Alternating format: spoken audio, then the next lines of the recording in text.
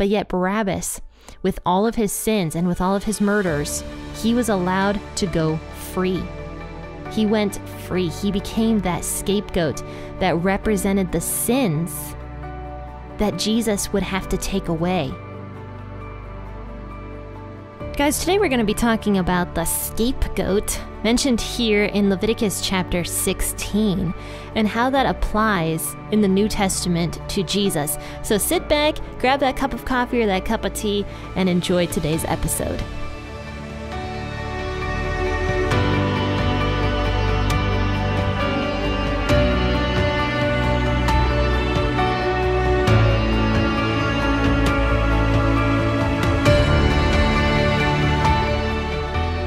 Hey, faithful listener, grab your cup of coffee and experience the Bible in a way you never have before. P40 Ministries is a podcast that goes through the Bible cover to cover. It's an awesome narrative that focuses your mind and prepares your heart for God to speak. So join your host, Jen, for a biblical podcast that's hilarious, informative, imaginative, and fun. The P40 Ministries podcast. Listen now as we go through the book of Leviticus.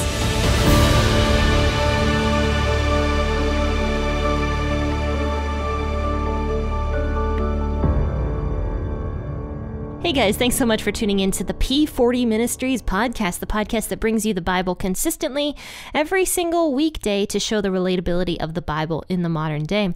And hi, my name is Jen. I am the host here, and we are moving into one of the most important parts of Leviticus, which is Leviticus chapter 16. And all of this is talking about the Day of Atonement. So nowadays, the Day of Atonement is actually considered to be Yom Kippur. And I believe it's celebrated every single September. And this is still a tradition that Jewish people do to this day, is Yom Kippur. And here in Leviticus, everything was pointing to this day. So we've seen so far all the rules that the priests had to go through with the sacrifices and with everything else. We saw how two of the priests didn't do what God wanted them to do. That was Nadab and Abihu. And they got consumed before God because they didn't do the right thing. And that was God showing the priests, you are not above me. You need to do the right thing. So then after that, we see a few laws for ordinary people, or in other words, people who are not priests. And these were the food laws, these were the leprosy laws, and just different various laws like that. Now is the Day of Atonement, the most important day of the year, I would say, next to Passover. The Day of Atonement was as big as Passover because this was the day where the priest would heal the entire nation of Israel from their sins. Because we're already seeing that the law cannot be followed perfectly. You know, a lot of people nowadays like to say, oh, thank God we're not living in the Old Testament law. And we say that because the Old Testament law is showing us our shortcomings basically everywhere. It's constantly showing us what we are doing wrong and why we can't get into heaven on our own. That's literally the point of the law, and why people nowadays are just like, oh, thank God we don't live under the Old Testament law. Because if we did, we would be doing stuff wrong constantly, which is why, of course, Jesus had to come. But the law's purpose was to show us our shortcomings so that we could accept a Savior and realize that we literally cannot follow the law on our own. We just can't do it. But the Day of Atonement was critical for law followers, for Old Testament law followers, because as the Old Testament law showed people where their shortcomings were, you know, people hopefully would realize that they couldn't follow the law on their own. And even things that they didn't even know they were doing that was causing them to grow further apart from God. It was this Day of Atonement, that would bring these people back to God in a sense. You know, this would cover sins that people didn't know they were doing. This would cover ceremonially unclean things. Basically kind of everything. So the Day of Atonement was extremely important so that people could get back to God. and start trying again, start following the law again as best as they could until the next year when the next Day of Atonement came, and the priests would do this all over again, and the people once again would be fully cleansed of all these sins that they either knew they were doing or didn't know they were doing. And then once again, the cycle would continue until Jesus came to earth and did away with all that. He became the ultimate sacrifice for us, and now we live under grace, and God invites us in to have a personal connection with him. So let's read Leviticus 16, 1 through 10. And today I'm actually going to be reading out of the Living Bible translation. And I don't often switch away from the WEB, but I like the way the Living Bible translation talks about the scapegoat, which is what we're going to talk about today. So grab your Bibles in whatever version you prefer to read out of and your cup of coffee, and sit back, relax as I read this to you. After Aaron's 2 sons died before the Lord said to Moses, "Warn your brother Aaron not to enter into the holy place behind the veil, where the ark and the place of mercy are, just whenever he wants. The penalty for intrusion is death. For I myself am present in the cloud above the place of mercy. Here are the conditions for his entering there. He must bring a young bull for a sin offering and a ram for a burnt offering.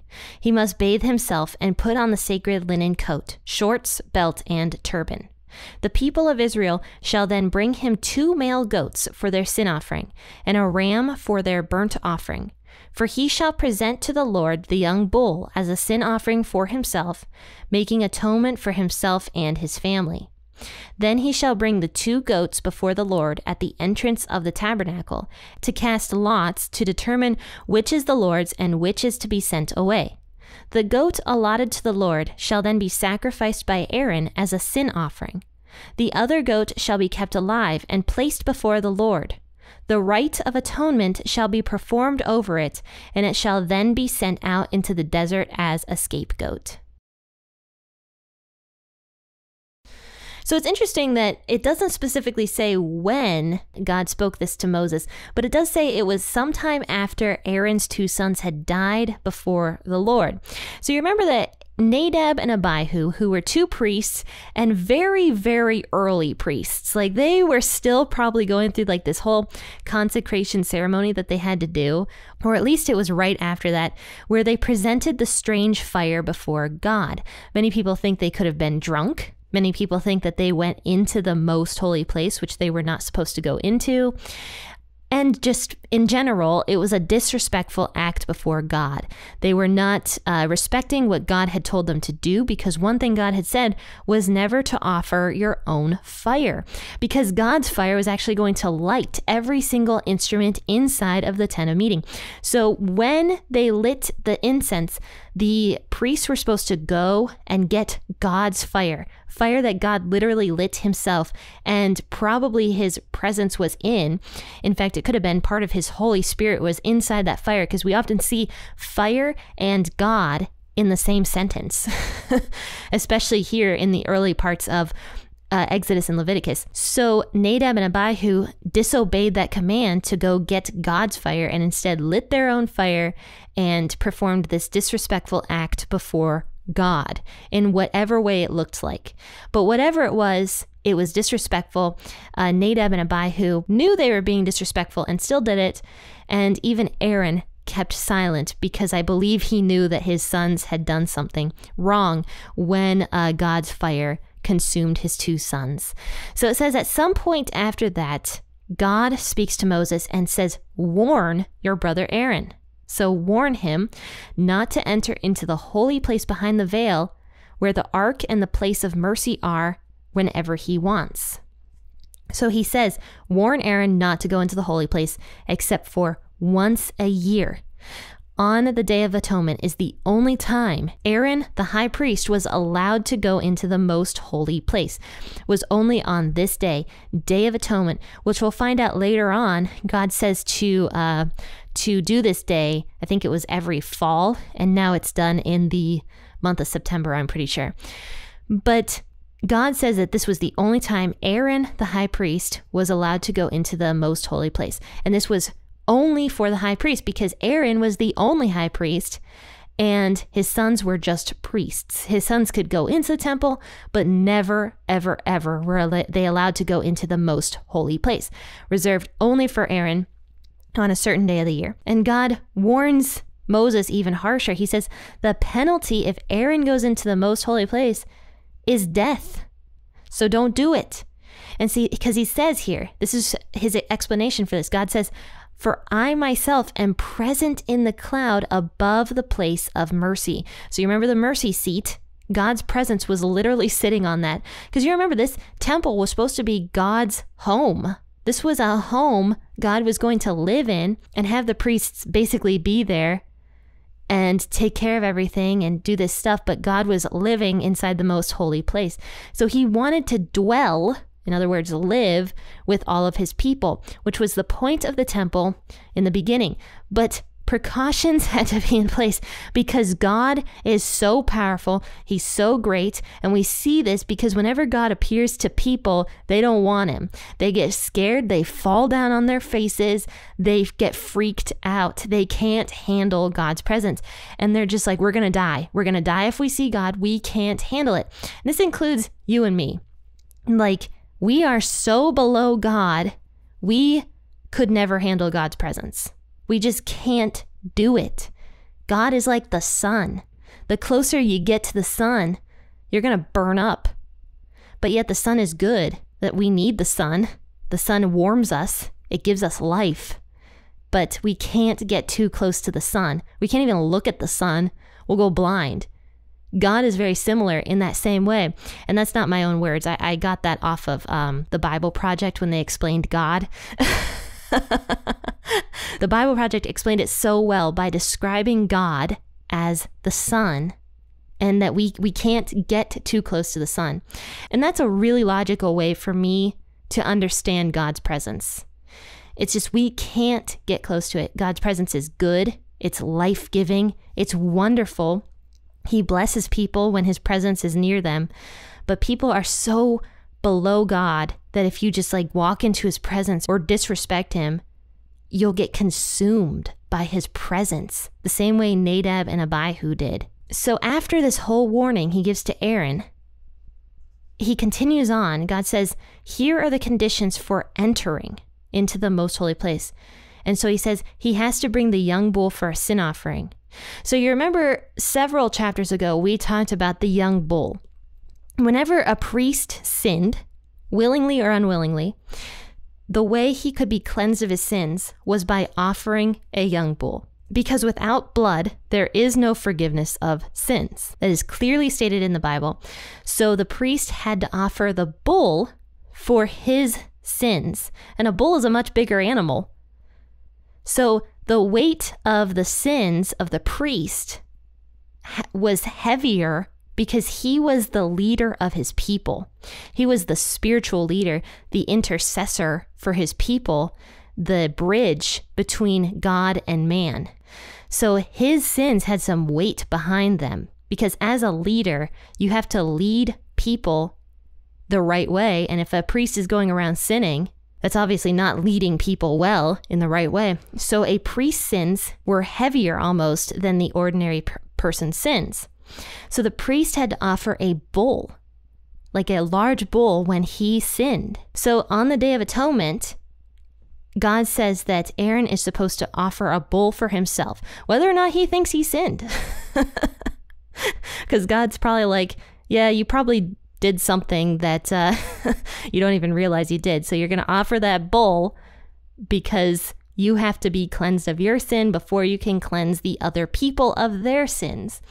So that's the first thing that needs to be done. Now, during all this, Aaron is supposed to wear all the sacred items that the people back in Exodus made. You know, the turban, the beautiful linen, the ephod, like everything, the belt, everything that the people made.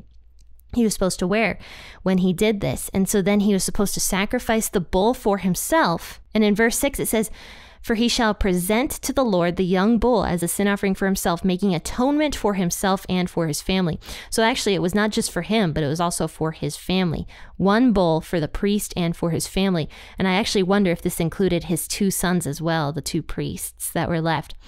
And then in verse 7, it says, Then he shall bring the 2 goats before the Lord at the entrance of the tabernacle.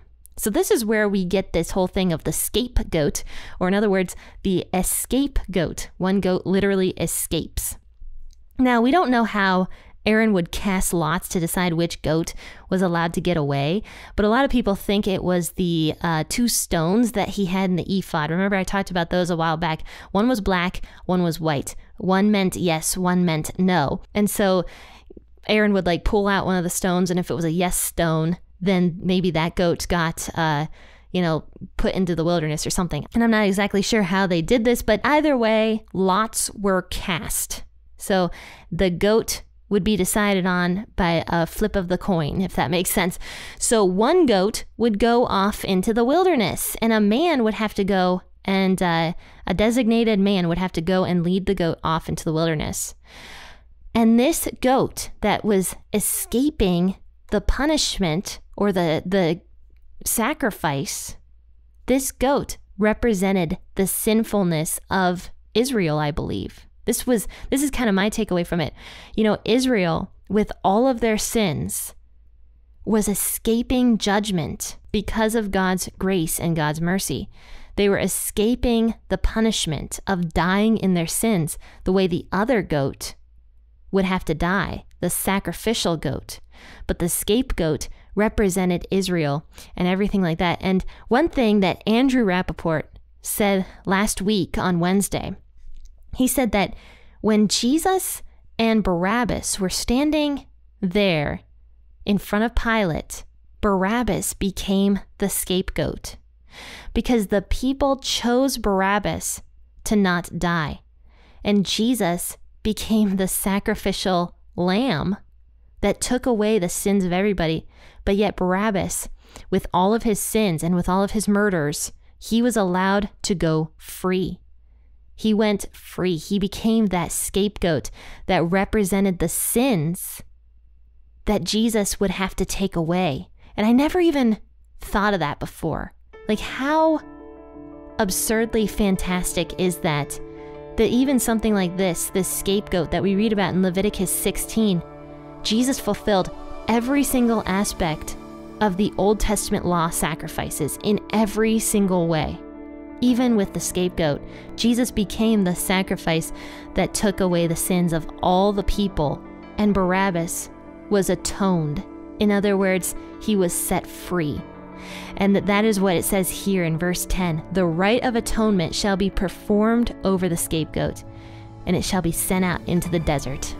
So friends, in a way, you and I are almost like the scapegoats. We were given a chance at freedom where Jesus took the ultimate penalty for us. He became that sacrifice that died in our place so that you and I could go free. Faithful listeners, don't forget to enter the giveaway for a free copy of Out of the Mire devotional and also a free Lion of Judah tea. I'm going to be giving those items away to 2 people. So go and rate and review the podcast on Apple Podcasts. Send me a screenshot of your rating and review to jen@p40ministries.com. That is Jen with 2 N's at p40ministries.com. But friends, share this episode. Let people know that P40 Ministries exists. Continue to share, continue to rate and review, not just for the giveaway, but because that is an excellent way to show people that P40 Ministries exists. Because every single time you rate and review a podcast, it gets bumped up on that platform and it gets shown to more people. It's an excellent and kind of weird way to evangelize to others. But friends and faithful listeners, just have a fantastic rest of your Wednesday. Happy listening, and God bless.